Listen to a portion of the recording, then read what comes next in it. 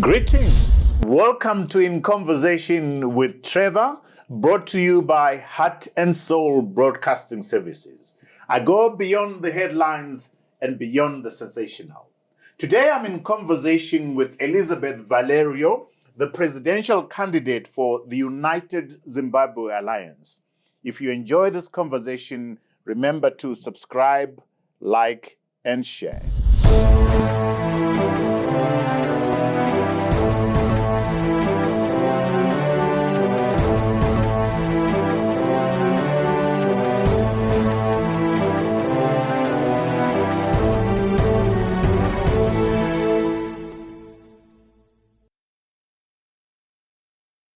Elisabeth Valerio, welcome to In Conversation with Trevor. Thank you so much for having me. Happy to be here.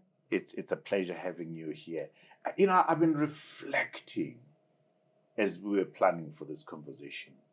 Why is Elisabeth doing this? I have no choice but to do this, Trevor. Really? Why?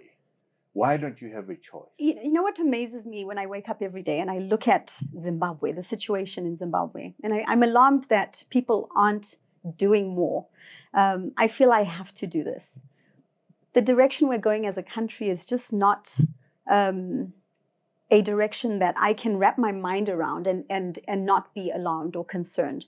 And when I say that, I'm mostly referring to, you know, the lifestyle that people are living today. You know, the standard of living most people have. On an average day, you see people, you know, who are not getting access to very basic things that in the rest of the world would be completely unacceptable. But in Zimbabwe, we're just continuing, and it continues to get worse. But more than that, when I say I'm alarmed about the future of Zimbabwe, it's the fact that we're slowly losing our own country. So why am I doing this? I'm worried we won't be Zimbabwe in a few years. We're slowly losing our own country. What do you mean? It's, you know, become apparent to me that a lot of the priorities of the current government are not on preserving Zimbabwe for Zimbabweans. There's a lot of emphasis on externalizing the benefits of our country.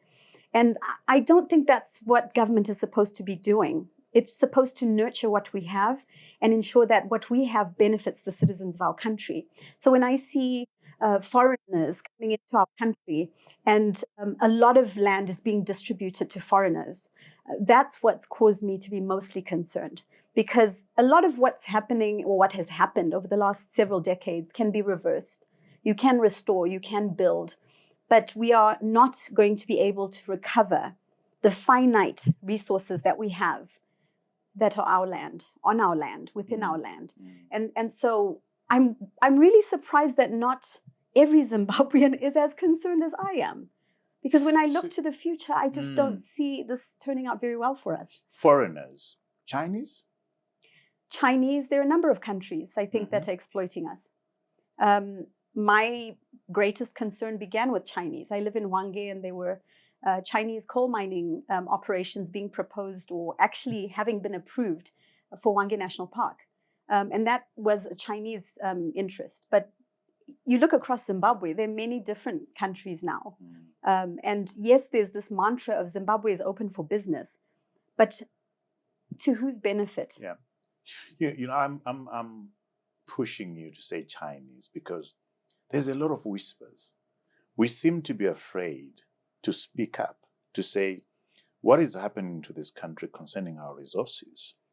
And in particular, the preference that the Chinese and the ease with which the Chinese are getting our resources is not right. Why are we not speaking out? Why are you not speaking out explicitly about that? So I have spoken out explicitly, but I at this point am concentrating on a bigger solution. My initial entry into politics was because I was trying to prevent Chinese, I will say, occupation of our land, because it's become so widespread and so concerning. The manner with which it's being carried out it's not benefiting the citizens of Zimbabwe. So I speak out. I'm on record as having essentially rallied communities around this notion that we need to stop this. We need to prevent the Chinese from taking so much of Zimbabwe. And most of these spaces are important spaces to our country. They have sacred, historic relevance, and we need to protect those spaces. So very much I'm on record about the Chinese. I do think that people are afraid to speak about it. Most people in Zimbabwe, they worry about the repercussions. What will happen if I really address these issues? In the industry where I work, a lot of people are concerned about, having perhaps their concessions revoked or whatever may come. But that's not how we're supposed to live. As a society, we need that safeguard of knowing that you invest in an enterprise, you have the assurance that you can see the rewards of your hard work. You've just touched on a number of issues there, which I would want us to revisit down the line. But let's go to 2020, when you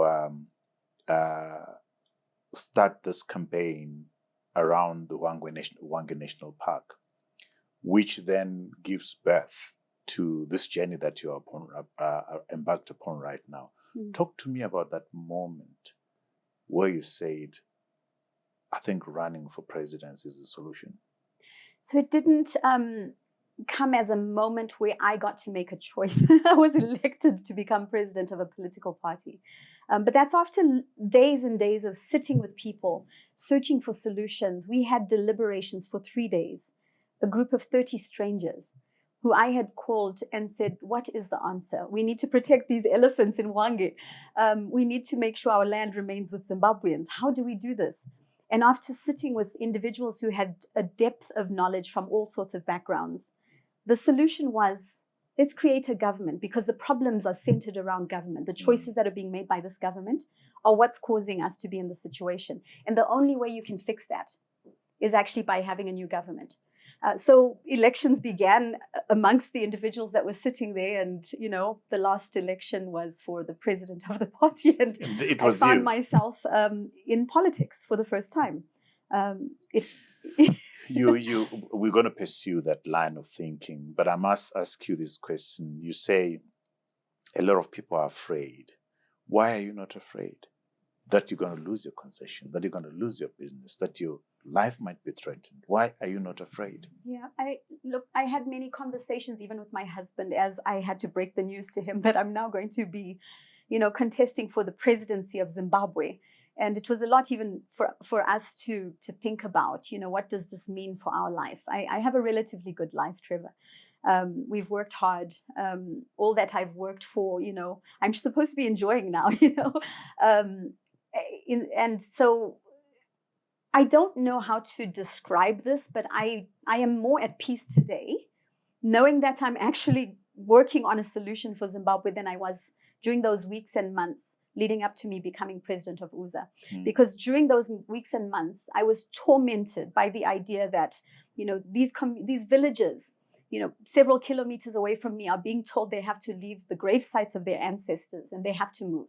I was tormented by the fact that people are going to be creating coal mines, coal trucks are going to be roaring through, preserves, places that, for our future generations should be enjoying. And in those spaces are architectural sites that we need to protect. So I was racking my brain for a solution. I was saying, do we create a think tank, a pressure group? What do we do? And actually, it was all completely, that pressure was released when I realized we're building a new government. And what this government can do is create a better future for our country. And we get to choose, the citizens, when I say we, the collective citizens get to choose what we want for the future of Zimbabwe. But has your standing up and saying I'm going to be a candidate for UZA, has it stopped what they were doing in Hwange? So taking a step before we even formed UZA, the cabinet actually they came to a decision and they pronounced a ruling that they were not going to be permitting any coal mining operations within a national park. So I must say that rallying together as a community, our voice was heard. And so I don't want to discredit the cabinet and the government from the position that they took. There is no coal mining operation within the borders of the national park now. And I'm thankful for that. We all were so thankful for that. But again, the pressure was now coming from other parts of the country. We, as a political party, have chosen not to necessarily focus narrowly on just that one space. We are now focusing on solving all the problems in Zimbabwe. We are building a constitution, a manifesto that will actually look at every aspect of our society. So, the tourism sector, the lands issue, all of that is just one aspect of what we need to fix. There are many aspects. And that's what was revealed to me as I was sitting with the individuals before we formed UZA. It's more than Elisabeth's concerns about land, I was able to create a self-sufficient environment where I created my own electricity, my own water supply, that sort of thing. I wasn't affected by the fact that Zinwa doesn't work or that ZESA isn't keeping the lights on. But after sitting with all of these individuals and understanding the hardships of every Zimbabwean, we came together and said, we're going to unite and build a new Zimbabwe that solves all of these problems. So government's job, right, is to address the needs of the citizens. And this is probably why I'm so excited. I'm so happy. Share with me your excitement and your happiness. I can tell as you're talking. Well, over the past several weeks, we've been creating our manifesto. And as you analyze this, look, the solutions are there in our constitution, Trevor. It's not really something that you have to reinvent. The Constitution of Zimbabwe says what's supposed to be done by government.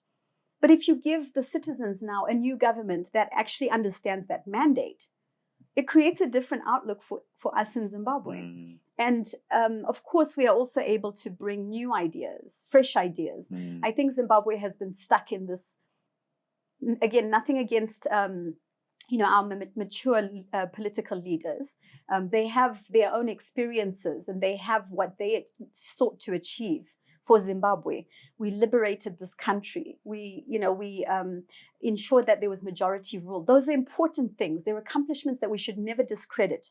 But now it's time to start thinking about a different perspective and what we could do to now, restore and revitalize this country.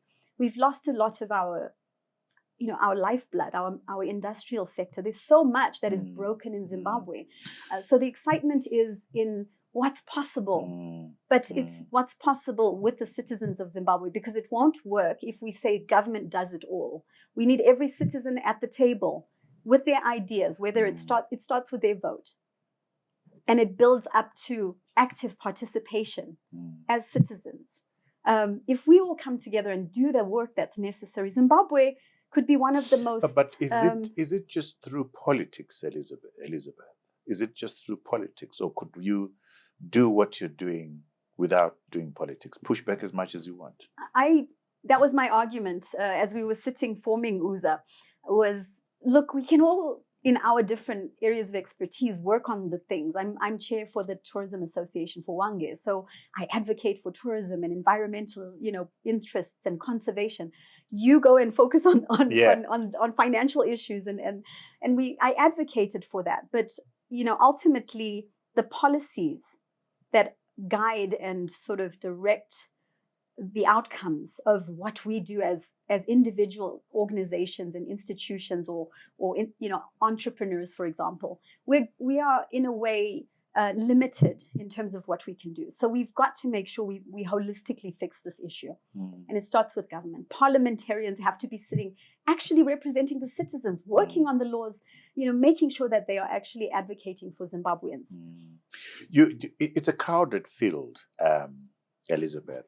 The last time, 2018, there were 23 presidential candidates. And I think right now there's about 6, 7 or thereabouts. What makes you so different from everyone else who wants to be president? We are all different. Each president is different. And each president comes to the table with something. What is Elisabeth offering? What's so different about you? Why should the people at home there take you seriously? So I think, again, it's not about me as an individual. It's about the values and the principles that UZA brings, our political party. So I tend to not think that it's about the individual, and that's what's gone wrong in our society, in our current sort of environment. Everything's about that one person and what they want. For me, it's about the citizens, and so UZA has at the core of everything we do citizens' engagement. And so what's different about me is I am going to actually enact what the citizens want. I want to make sure I'm here to deliver upon the promises that citizens are asking us to make. And I sincerely feel that that has not been done over the 40-something years that we have. Even the promise that was, made leading up to the liberation of this country, the promises have not been honored. And so I am here to answer to the citizens, to say, let's sit at the table and put this solution together. Let's put it together with your input. And then let's work together on the deliverables. So that is a very different approach than what we've seen before, because oftentimes you'll find your individuals who stand or represent the citizens don't actually go back to them and say, what do we do? What is, what is the answer to this problem? And that is one of the core things. But I also am a very unusual candidate. I mean, in what way? In what way? Well, let's do this. Let's take a break here. Please don't go away. When we come back, we're going to hear from Elisabeth what makes her very different from all the other candidates. We need to unlock the minds of Zimbabweans. Someone locked our minds and threw the key away. Imagine getting free access to the Newsday, the Standard, the Zimbabwe Independent, and the Weekly Digest for a full month. Well, you can, and all you need to do is download the Newsday e-reader app on Google Play Store or scan the Newsday QR code in any of the AMH print publications and start enjoying the quality content. Usasaririrewe, famba ne time, famba ne chokwadi, famba ne e-paper.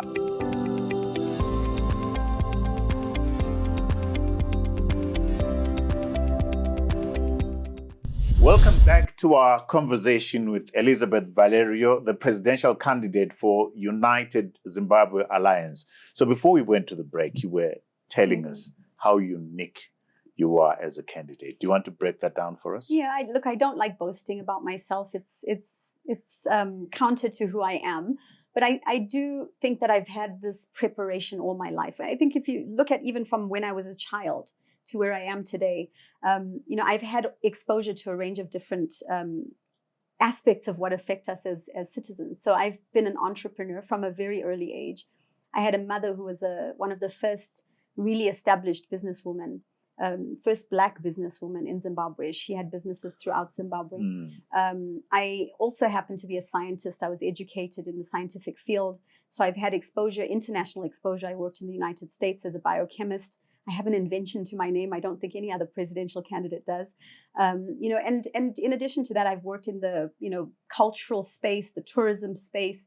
So I'm really broad in terms of the things I've done. I was one of the first people, I think the first person, to bring STEM to Zimbabwe, STEM education, through a regional program we introduced in Matabeleland North. I happened to share my presentation with Jonathan Moyo, and then the next week it was a national program. So I was happy about that.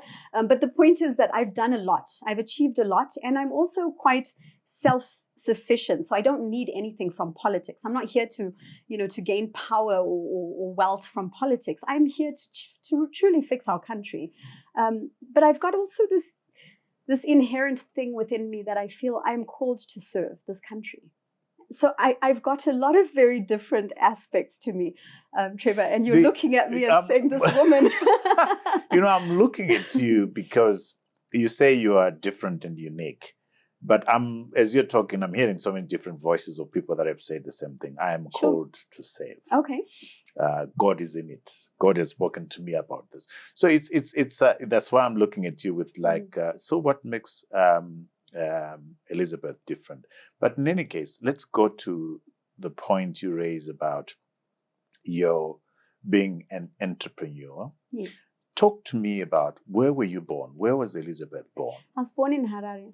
Mm-hmm. And where were you educated? Who's your mother? Who's your father?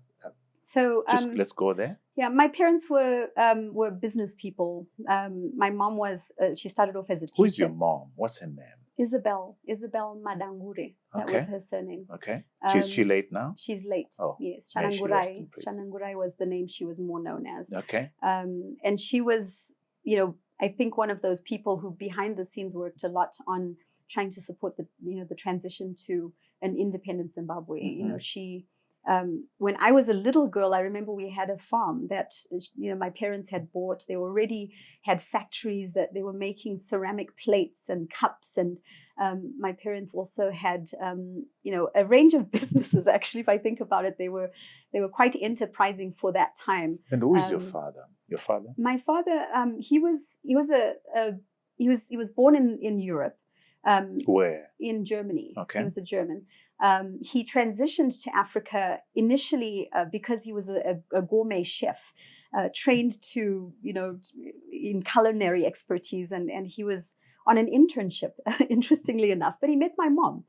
And in those days, it was very taboo to have multiracial relationships. And my parents got married when it was illegal for my mom to even go to a public restroom in town because she was Black. And my father ended up living in Highfields because that's where he was accepted more than in the white suburbs because he had a black wife. Yeah, so I had very interesting memories as a child growing up. And your parents had a shop in Highfields. Do you remember? Yes. What was it called? Pamachipisa. It was probably called Pamadangure. I'm not really sure, but because I went there recently to look for this place. Because I remember, playing in front of that shop or sitting on the counter in the shop. It was a grocery shop. Yeah. And I met an old man there. Interesting, Trevor. And he pointed out the shop to me because I had not seen it for a number of years. And which school did you go to? So for primary school, I moved around a little bit. My parents were always evolving in terms of business. So my first school was in Hatfield. I then went to a private school, a boarding school, because my parents were traveling a lot. So they put me in boarding school, Martindale. I went to Bulawayo for a while. Which school there? Whitestone. So I was privileged. I went to all good private schools. Chizipiti in Harare. And then after that, I went off to the United States. What were you going to do in the United States? What degree I wanted to be a business person because that's what I saw mom and dad do. By the time I left, my mom was now in the fruit and vegetable business. She had hotels she had built. And so I thought I'm going to just do my own thing. And I had already started a few businesses of my own. At a young age, I already took an interest. What businesses were those, so Elisabeth? In those days, you couldn't get imported chocolates and sweets and certain things. I started a shop in Bulawayo. My older brother was also quite enterprising because he was helping to run my mom's businesses. And I remember I actually convinced a shop owner to subdivide and give me a section. And I built a very fancy little shop. I was 15 years old.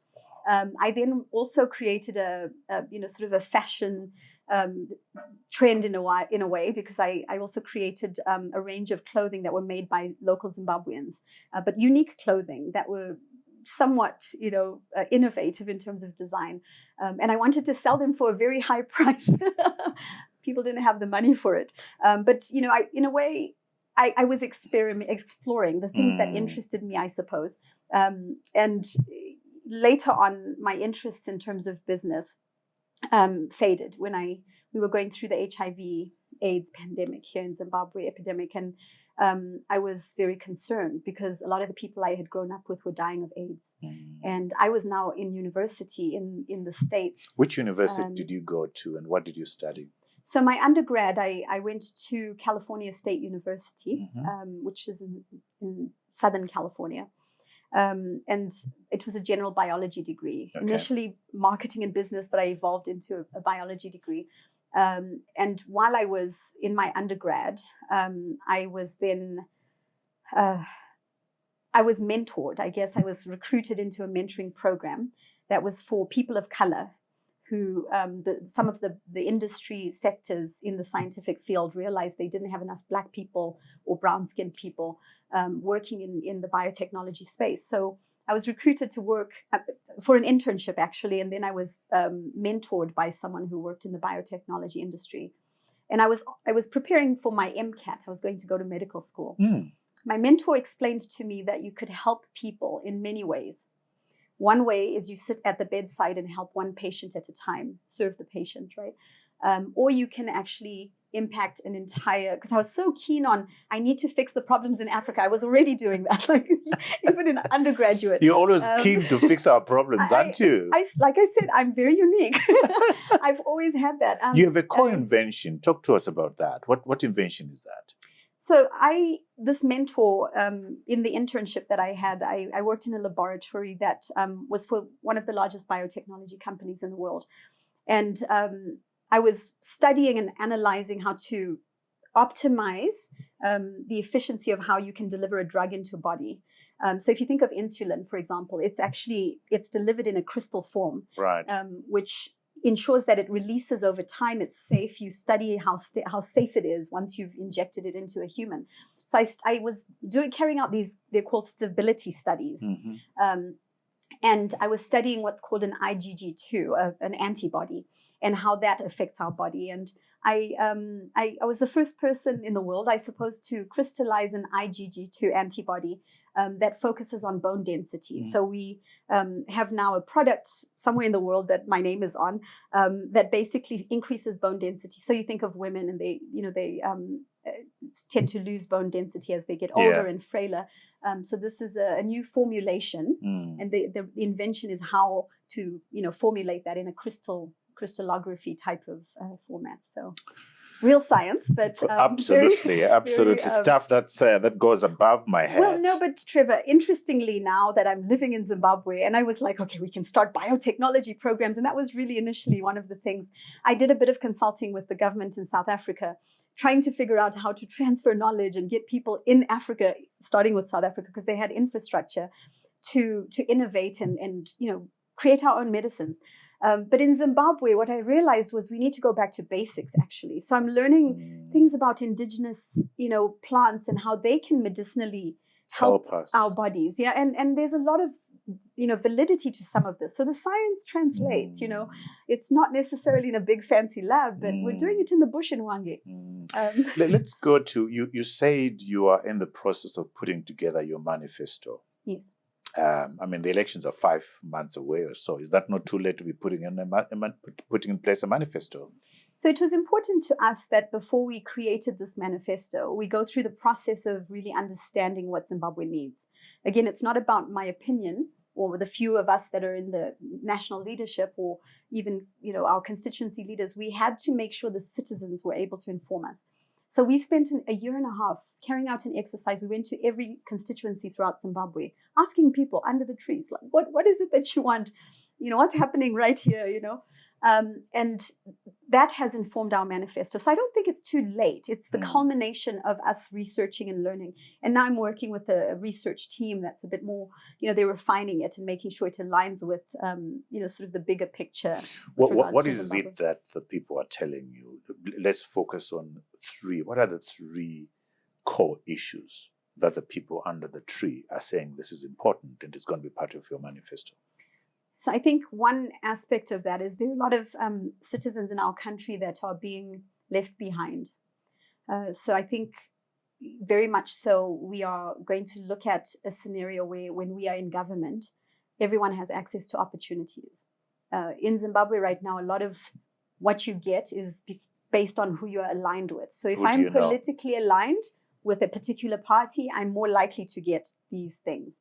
And that's very sad. So a lot of people are unable to truly express their, what they want in society because they're afraid of the repercussions. So equal opportunity, access and opportunity for all citizens is really important. Second one? The second one is, the idea of corruption and the impact of corruption in our country.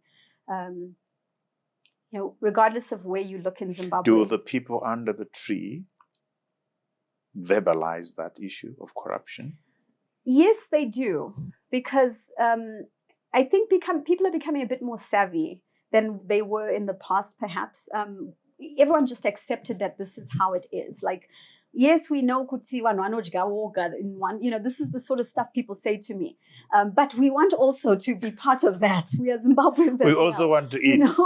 And so people are saying it's not okay anymore for a few certain people to benefit from what we have in our country.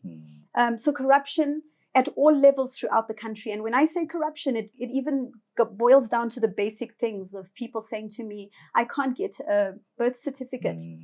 I'm not able to, get the basic things that I want. I'm a business operator and I'm not able to, to get my license or my permit without some sort of, What would be the third thing? The third thing I would say for Zimbabweans ultimately is people want to ensure that they have meaningful return for the work that they do. So our money has become very devalued. Even if you work in Zimbabwe, you feel like there's really no return. So everyone is hustling. Everyone is trying to just survive in our country. And I think, the overarching, issue is that people feel they don't have security in what they're putting their efforts towards. That's why they go out of the country. That's why we're losing half of our citizens to other countries. And that's a big problem because that affects us in terms of what we're able to do. We're losing our brain trust. So that's what they're telling you. That's what people are telling me. How is Uza and Elisabeth going to fix this stuff? Well, again, when you look at the issue of, let's start with the security of working for what you return. A lot of these factors, just by purely having a stable government with policies that don't shift and change every day, you find that you've got an environment where people can invest with more confidence. Right. That will create industry, and that industry, the industrial sector, can then create jobs. We want a Zimbabwe where politicians are held accountable. So all of these things underpin what value we bring to our economy as a country. So those are some of the things we are working on: is accountable government, separation of power, all of these factors that make sure that we have a functional government. When you look at the issue of some of these other issues, a lot of it is aligned with the rule of law, being able to know that in Zimbabwe, we have the ability to count on, a free and fair environment, and I won't be sort of victimized. Yeah. I think to a certain extent with Uza, when we look at our political candidates and when we look at the leadership within our party, the idea of giving preference to only Uza members doesn't exist. We have entrepreneurial ventures, we have projects right now that we're launching and rolling out throughout the country. Every citizen should benefit. I don't look at an individual and say, what's your membership status with Uza? No. Where's your card? Exactly. Yes, we need our members to be there. We need them to support the party, but this is about fixing the country. But do you find that thinking is embraced by your members who are, I will assume, have been part of this culture of getting T-shirts, of lining up for cooking oil because you belong to a political party, lining up for Matemba and Milimil. Is your approach received by your members? Not all. It's sometimes a learning curve. I believe in Zimbabwe, we've got to reprogram our minds and the way we think and the way we look at things. We're teaching people to question, why does this thing happen the way it does? So no, not all are receptive at first. And sometimes there is that expectation. We go to a new area and what have you brought for us? I'm sorry to keep speaking in Shona here, but no, Shona is our language. Debele is our language. Just kuluma, but I understand. We literally have individuals saying to us, what are you bringing to us? And we're saying, what? It's you that has to be part of the solution. And what do they say? Sometimes doesn't. After sitting with people for a while, you get to a point where you do find reason. Once they understand what our party stands for and they understand the context of Uza, why we exist, what is happening, we point out, of course, this is the reason why we are in this situation. And of course, we've got individuals who are very good about talking to the point that even if you get a cup of rice today, if I give you a cup of rice, what is your child going to eat tomorrow? Is this really benefiting you? So let's talk about long-term solutions, sustainable solutions. I'm glad, sorry to jump in, I'm glad you raised the issue of the mindset. And I want to hear what your response to this is, because I actually think, Elisabeth, that the biggest hurdle, the biggest issue that requires to be fixed in this country is not our roads and infrastructure. It's not the electricity. The biggest thing that needs to be fixed is the mindset, is our national psyche. The 43 years of ZANU-PF rule, the corruption of our values and everything else, has messed all of us up there. And until we find a leader who addresses that, we're not going to fix this country. What's your pushback? I 100% agree. We always say we need to unlock the minds of Zimbabweans. Someone locked our minds and threw the key away a long time ago. We need to find that and unlock it, because there is no way that we can progress as a nation until we address that. I mentor a young man who has decided he doesn't want to be part of the opposition. He will run as a member of a council for ZANU-PF. And he was giving me feedback. He says, "You won't believe this. I sit with a crowd of these supporters and say, we like what you're saying. And we think that you're going to make an impact. But what are you going to give us?" That side gave us rice, cooking oil, and so forth. That's the mindset. Yes. How are we going to overcome that? People are excited Elisabeth? about elections because that's literally it. And we are, look, there's certain things we have come to accept. We have to probably have the T-shirts and the caps. We do have our own T-shirts. So you're succumbing to the pressure. No. I think sometimes it's this sense of you've got to find a middle ground, right? You have to be able to. It's not that we're succumbing. We are managing the process and saying, okay, we need to establish. I wouldn't say that. We will never. We're not chameleons who change based on what's happening, right? You've got your established brand. People need to identify with that, and they need that confidence to say, if we go in front of people, I need a T-shirt that identifies me, But is that really what it means to be UZA? And that's where we try to drill down a little bit deeper. But there are things we will need. We'll need tools like T-shirts. Look, we are wanting to make sure that people know and UZA. Cooking oil. Not cooking oil, though. See, I would rather someone make cooking oil and teach them how to make that cooking oil. And we're doing that. We have entrepreneurial ventures that we are wanting to roll out within communities. What are these ventures? Do you mind just outlining them for us? Yes, so it's some of the most simple things. Women are selling tomatoes at the roadside, and we're saying, can't you do something slightly different? Couldn't you make soups and powders that are utilized and branded and marketable? Couldn't you look at using some of the natural plants you have to create? I'm thinking things like beauty products and things that we import from other countries. We also have very innovative young people right now who are looking at, what can we do in the energy sector? What can we do to become self-reliant in certain very important questions. I'm going to stop you there now. We're going to take another break. Please don't go away. When we come back, I'm going to be asking Elisabeth about her lineup as far as the leadership is concerned. What will she do, supposing she loses the election?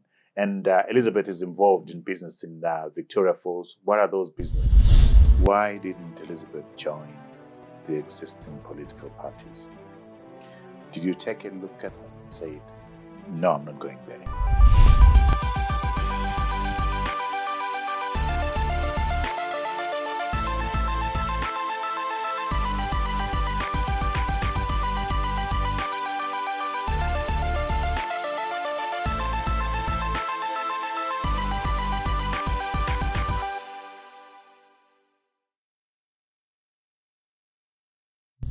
Welcome back to our conversation with Elisabeth Valerio, who is the presidential candidate for the United Zimbabwe Alliance. So, Elisabeth, what's your leadership structure like? Who is your deputy president, for instance?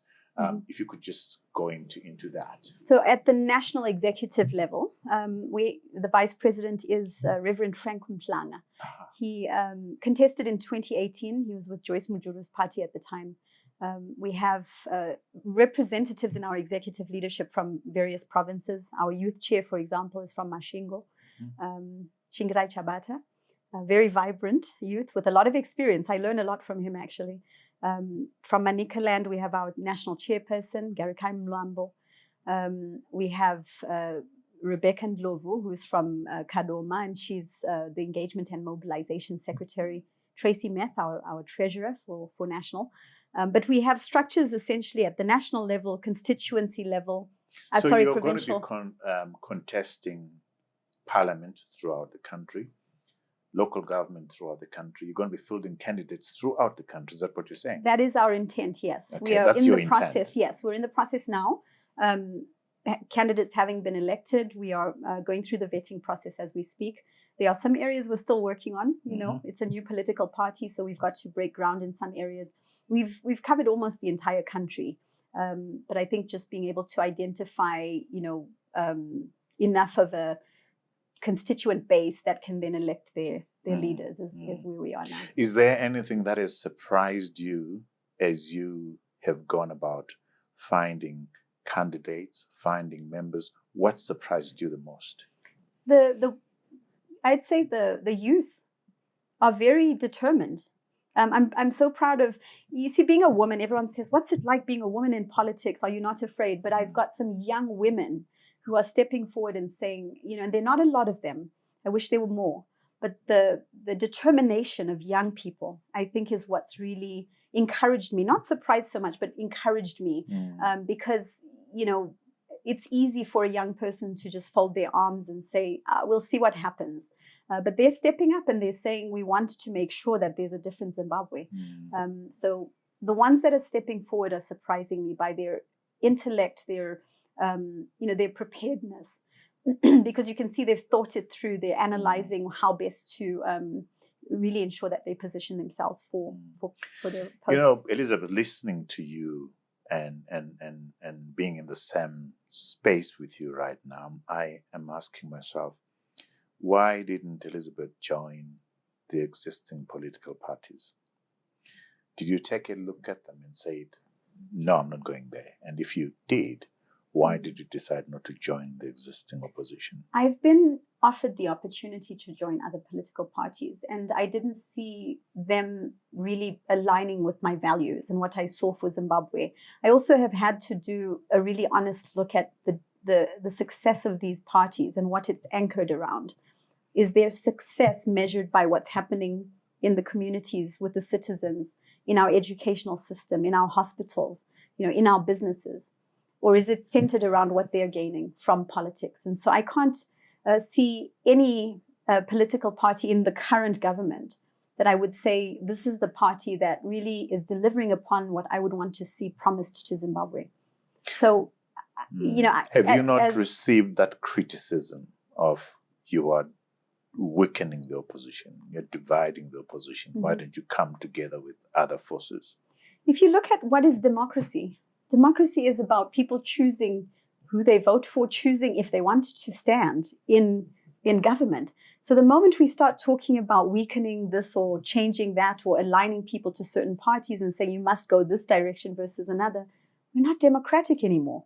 So no, I don't think we're weakening anything. We're strengthening the political space by bringing new ideas to it.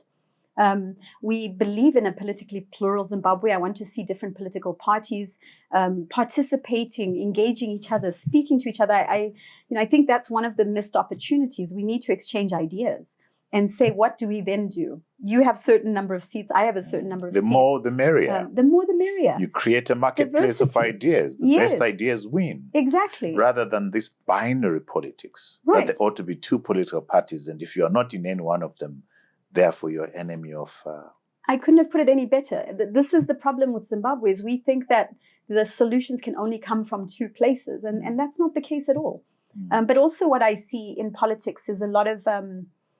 you know, when you look at the opposition space, the main opposition, the fragmenting that's happened over the past several years sort of has made it very difficult for me to understand what or which direction the party goes, right? Because regardless of the splinters, it's still from the same source, right? So I don't see how that then continues to bring unity to the country. And that's some of what we talked about when we were creating UZA, because I did say, why do we need to create a new government? And sitting at the table, a new government. Oh, right. Because sitting at the table were individuals who came from, you know, a range of different political parties. Yeah, whether it was Triple C or MDC or ZANU-PF. Some of them or People First. You know, or People First, yes. And they all had been disappointed by what they had experienced. So I had to learn from them too, in a way, because I've never been in any political party other than UZA. Which is a good thing in a way.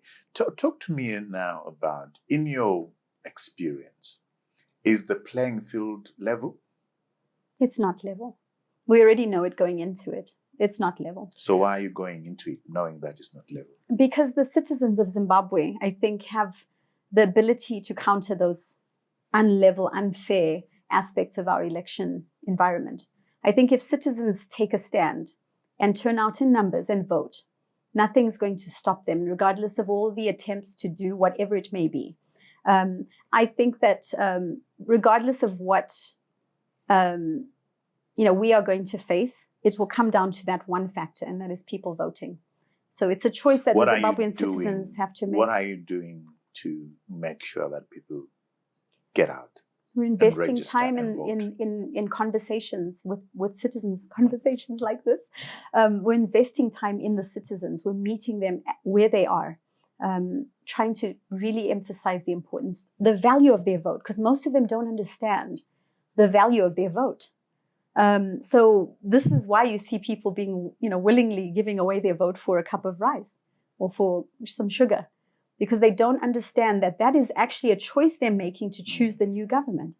So education is so important. It goes back to the mindset. Do you think we've talked about the playing field, and that's the run up to the election. Is voting itself going to be free and fair? It's part of the unfair environment we're facing. You look at the delimitation process already, there's so many issues that we're facing. And I know some are advocating for us to completely scrap the elections or postpone them, I would say, is what's being proposed. I don't think that's the answer. There are going to be so many variables that we're going to have to face, whether it's when you go to your poll station and you're told you're actually not on the voters roll, or you are in a poll station and they say we don't have electricity. Let's take the ballot box where we can count the votes in a lighted area. All these factors, right? But we say as UZA, you've got to register to vote regardless. Verify where you are registered to vote, turn up to vote, and then defend UZA votes. That's the mantra we are preaching to all of our patriots, as we call them. You've got to defend the UZA vote. And so we'll have, of course, all our polling agents and all of the factors that we have to ensure are there to create a fair electoral process. And we do hope that others will come on the ground to provide oversight and help ensure that there's safety for the citizens. We don't want to see any violence as we go to elections. All of these intimidation factors, keeping people away from the vote. We don't want to see that in Zimbabwe. Wow. So, I had Robert Chapman here for a similar conversation. And I said to Robert, before he came on board, I wasn't going to vote. Mm-hmm. And I'm still, sussing the situation. You hear, I like what you're saying. You sound like a human being, not one of those scary politicians out there. But I must say there's still something in me that says there isn't an option yet out there. Mm. So Elisabeth would really need still to convince me that I need to go out. If I had my own way, Elisabeth, I would say, I don't think the solution is going to come from an election. The election is going to be rigged. I think the solution will come out of Zimbabweans having suffered enough to say, away with political parties. We need to sit around as a people, the church, the business community, and let's decide who we are. What do we want to become?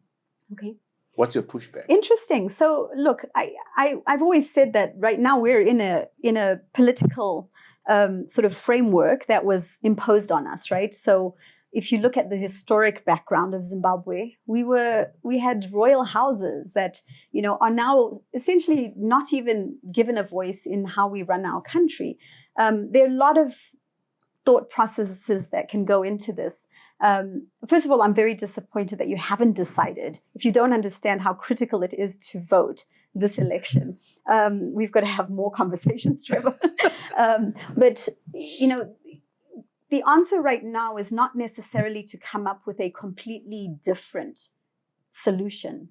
We need to work within what we have, and that But do you hear my concerns as a voter? Do you hear my concerns? I do. But again, it depends on if you're looking at it from the perspective of, do we start again? Because look at how many years that process would take, Trevor. You're going to take an enormous amount of time And Zimbabwe can't afford 5 more years of this, let alone another 2 decades of trying to retool and reshape who we are as a nation and how we govern ourselves. Those processes can come in place when you have a proper government that has parliamentarians that can then debate on the parliamentary floor and advocate for these changes. What we need to fix will be done through that process. The problem right now is we don't even have individuals in parliament who are coming with that type of a mandate.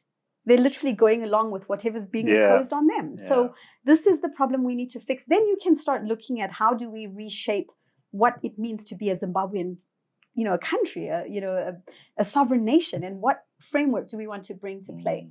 But you can't do it unless you change this government. Hear me loud and clear on that, Trevor. I hear you. I hear you. We would need more time for you and I to vote for UZA. Vote for UZA. UZA participated in 2018. We did. You put out candidates in both local and national level, but you lost in all those. We did. What lessons did you learn from that? And lessons were what we were looking for in that by-election. What lessons did you get? So I had never participated in an election. We had individuals who had, and so they had experience with the electoral process. But as a political party, we wanted to go through the exercise of understanding, and we did hope to have our candidates succeed and gain those seats. But the lessons I think we learned were mostly in terms of, the logistics that are involved in participating in an election are enormous. And so when you now scale that up to an entire country, we've been able to understand what we learned from those 4 separate, constituencies where we did participate. We made a mistake when we did that. We participated in areas where we had not been campaigning all along. So we worked mostly in rural areas to campaign and develop our, constituent base, and then we contested in urban areas. So that was one thing that I think also disadvantaged us. But keep in mind too that it takes time for the voter to know you, to understand what you stand for, to believe in your party. And we're hearing now more and more people are saying UZA is the way. We know this party. We've now been walking on this journey together. So it was ambitious. It was a starting point for us, and we're happy that we participated. I like you because you've done something. You have built things. You have real experience. You've run a tuck shop. So you bring something onto the table, and I love that. Let's go to your businesses in Victoria Falls as briefly as possible so that people appreciate the experience that you have. Sure. Yeah. What are those businesses? Yeah, so we currently have tourism destinations in multiple parts. It's not just in Vic Falls now. We are expanding to other parts of Zimbabwe, but essentially tourism destinations where we are bringing, tourism into the country. I've built, 2 resorts in Hwange, for example. We also are, really working to highlight and create awareness of the cultural experiences. Is it Gwango and Gobelo? So Gwango is the name of our tourism brand, and that encompasses lodges, conference space, restaurants, accommodation, and we've worked on 2 playing fields in a way. One very high upmarket exclusive, and the other is more for the average traveler who is more budget conscious. The Gobelo brand is really what I'm so excited about, because it's about harnessing community and creating something we can taste and eat and feel. So whether it's, putting together sauces from the miripiri chilies from the community, we're creating our own products that go along with the food brand. But then we also now are working on things like soaps and, hygiene products and, other things that will also harness the community ability. And then encompassed in all of that is the cultural elements. So we have cultural tours, which are about really highlighting. You can't come to Zimbabwe and just see the elephants and, see the lions and only leave knowing that. You've got to know the people. You've got to know the sound of their drums. You've got to know, what it feels like. You've got the Vanambia cultural exhibition. Yes. Talk to me about that briefly. It started actually out of a desire to learn about the people that lived in the area where I was living. Having been raised in Harare and a little bit sheltered, I think, from culture, although my mom was very cultural, I felt like I needed to know more. And so when I moved to Hwange, I spent a lot of time just sitting around fires with the elders from the community. I've always brought people together. It's always been part of what I do, even in everything I do. So we would share stories. Yeah. Thank you. We would share stories, and they would tell. And I came to realize that some of the younger leaders, whether they were chiefs or they were traditional leaders, some of the younger ones didn't really know the history. So we would talk about the folklore and, how the Nambia people came to be in Hwange. And it turns out they're from Great Zimbabwe, which is where I'm from, So they migrated to this part of the country. I've done work on the Tonga culture as well. I've looked at Ndebele history. So there's a lot that I'm trying to learn and showcase. But we chose to exhibit the Nambia because we found there wasn't much in terms of their cultural experience. And so there's an exhibit at Gwango that showcases all of the Nambia, the stories. I'm publishing a book, Trevor, that tells the stories of how the Nambia, the journey they've had over the years. The team is telling me to wrap up, but I must ask you about funding. I mean, that must be a big challenge. How are you funding your political activities? Yeah, so we're self-funding as members of the political party, as citizens, whether they're in Zimbabwe or the diaspora. We need a lot of help, certainly, because going to elections, T-shirts need to be bought, right? But yes, we're relatively well established as a party. A new party, I think we have more than most. We've got offices, we've got vehicles already established on the ground. We've got a lot, but we need more to be able to successfully contest in every constituency. So funding is from the citizens. That's really been the source.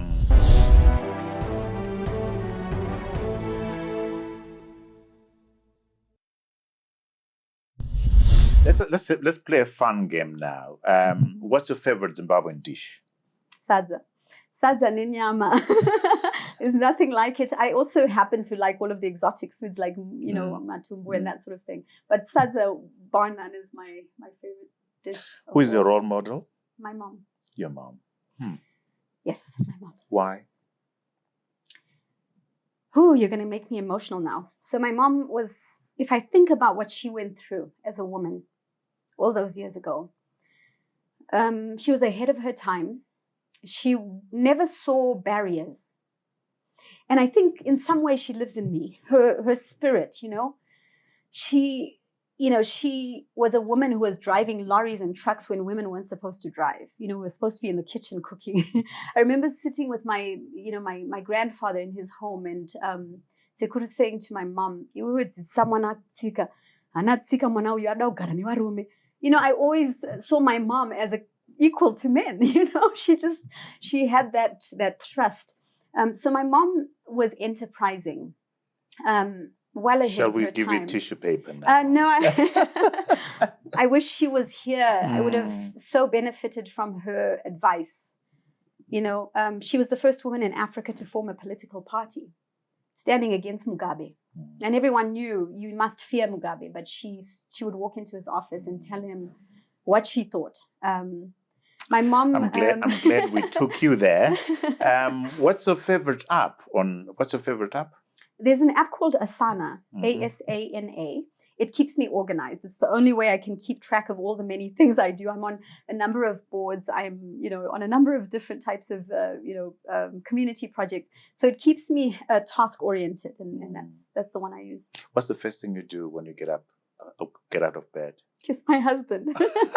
When I'm with him, because I haven't seen my husband in weeks and weeks and weeks. I'm always on the road now. And he's so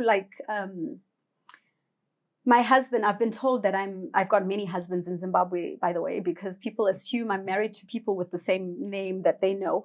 But my husband he's someone who left everything he had abroad to live in the bush with me, to honor what I had promised to my mom. And so I kiss my husband and thank him for being with me. What's your favorite beverage?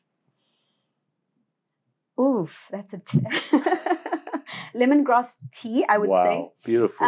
So I have grown all sorts of things in Hwange, a lot of different types of natural plants, and I'm experimenting a lot with making our own beverages. So lemongrass tea is the thing I love right now.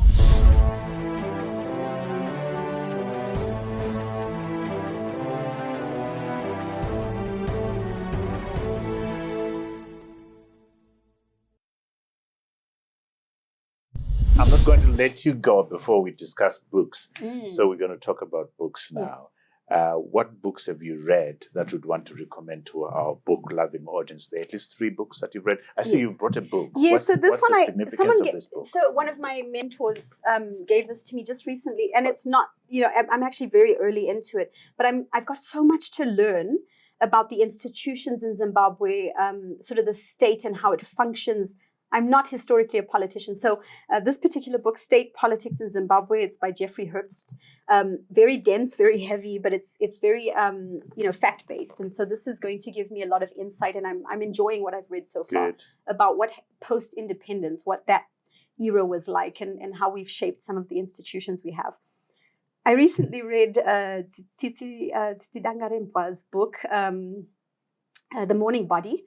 And so I appreciate literature from Africans. I'm a Pan-African as well. And so I'm very interested in trying to hear the voices of African authors. And as a Zimbabwean, I wanted to know her voice and what,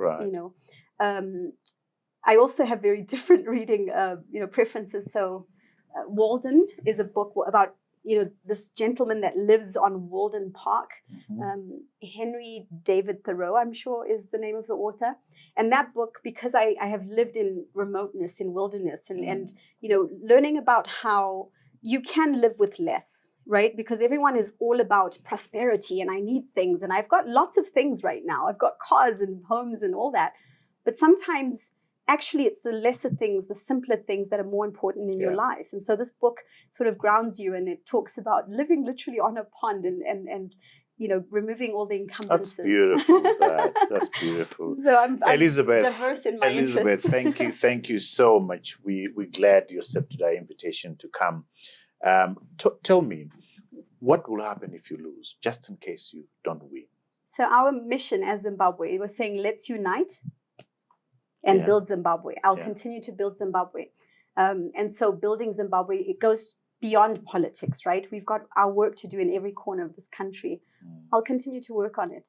Fantastic. I love your spirit.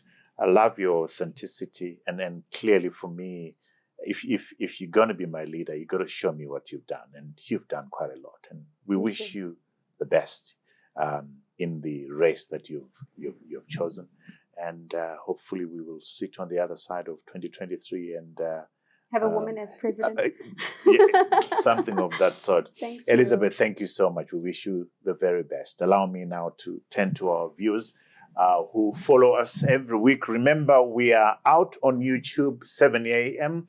Central African Time every Monday to ensure that you don't miss out on any of these quality conversations, such as one I've had with Elisabeth here. Remember to subscribe, like, and share. Also, go to our website where we've put all our conversations and also put our podcasts of all the conversations for your listening pleasure.